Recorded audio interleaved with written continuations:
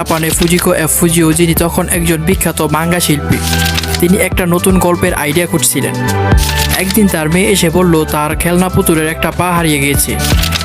ফুজিও বিরক্ত হলেন, কিন্তু একটি ছোট্ট ঘটনা তার মাথায় একটি স্পার্ক জাগালো। তিনি ভাবলেন, যদি কেউ আমার এই ছোট্ট ছোট্ট সমস্যার সমাধান করতে পারত। এই ভাবনা থেকেই শুরু হলো তার ডোরেমনের গল্প। এরপর ফুজিও তার বাড়ির কাছে একটা বিপদগামী বিড়াল দেখলেন। জাপানি ভাষায় এই বিড়ালকে বলা হয় দোরা নেকো। এই দুই ঘটনা মিলিয়ে তার মাথায় এলো একটি রোবট বিড়ালের আইডিয়া, যে ভবিষ্যৎ থেকে এসে শিশুদের সাহায্য করবে। পয়েন্ট নাম্বার 2, ডোরেমনের নাম এবং ডিজাইন।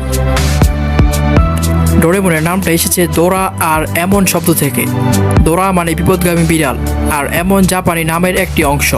ফুজিও চেয়েছিলেন নামটা যেন মজার আর স্মরণীয় হয়। ডোরেমনের গোল মুখ, বড় চোখ আর গলায় ঝোলানো ঘণ্টা, এসবই ফুজিওর কল্পনা। আর আপনি কি কখনো ভেবে রেখেছেন যে কেন ডোরেমনের কান নেই? গল্পটা হলো, ডোরেমনের কান একটা রোবট ইঁদুর চিবিয়ে খেয়ে ফেলে, আর এই শখ থেকে তার হলুদ রং ধুয়ে নীল হয়ে যায়। এই মজার ব্যাকস্টোরি পরে ডোরেমনের চলচ্চিত্রে দেখানো হয়। পয়েন্ট নাম্বার 3 আর এই ভিডিওর সব থেকে বেশি গুরুত্বপূর্ণ অংশ, নোবিতা আর